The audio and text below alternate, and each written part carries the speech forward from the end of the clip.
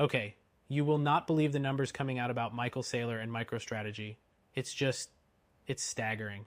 I saw the headlines. It's an Yeah, all-in bet that just keeps getting bigger, right? What's the latest? get this. Since the US election last November, they have more than doubled their entire Bitcoin stash. Doubled in less than a Doubled. year? How is that even possible? They already had a ton. I know. It took them 4 years to get the first chunk, and now, in just the last 9 months, they've bought 60% of their total holdings. 60%. What's the total count now? It has to be a ridiculous number. It is. They're sitting on 628,791 Bitcoin. Wow. And in dollar terms? At current prices, we're talking about $72.2 billion. Geez. And it's something like 3.16% of the entire circulating supply of Bitcoin. One company owns over 3% of all Bitcoin that will ever exist. It's a bold strategy. And they're not slowing down. They Right. just disclosed another purchase, right? Just last week. Yeah, what was that one? 21,000 Bitcoin for about $2.5 billion. At what price? Because prices have been super high. That's the crazy part. Yeah. The average price for this latest batch was over $117,000 a coin. They are not waiting for dips. So the conviction is obviously still there. Now, the timing is interesting. The article really ties this acceleration to Trump winning the election. Do you think that's the whole story? Well, it points to a raft of pro-crypto regulations and scrapping some of the older enforcement actions from the Biden era. So the political climate is definitely more favorable.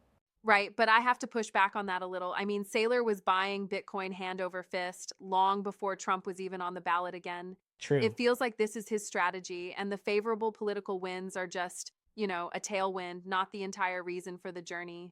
That's a fair point. It's not like he was going to stop, Right. but maybe it gave him the confidence to just hit the accelerator that much harder. Yeah, that makes sense. So what's he saying now? I saw he was on Fox Business. Oh, you have to hear this. He's calling Bitcoin a freedom virus.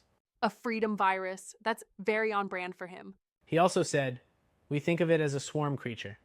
And get this, he said it's about as unstoppable as a swarm of hornets. A swarm of hornets. I mean, I Yep. get the analogy, but wow, he's really painting a picture. And he's basically saying Wall Street is asleep at the wheel. Right. His direct quote was, I don't think Wall Street quite gets it. Well, he's putting his money where his mouth is, and his company's money. And his And they're company's seeing money. results, right? What were their profits?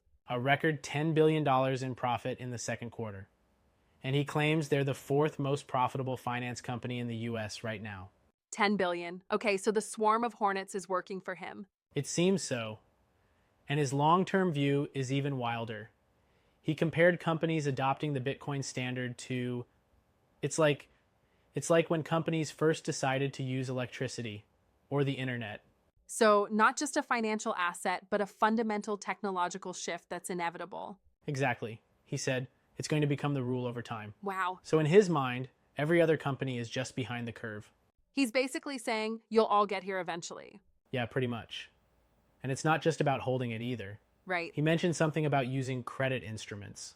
What does that mean? To leverage their holdings? Yeah, it sounds like it.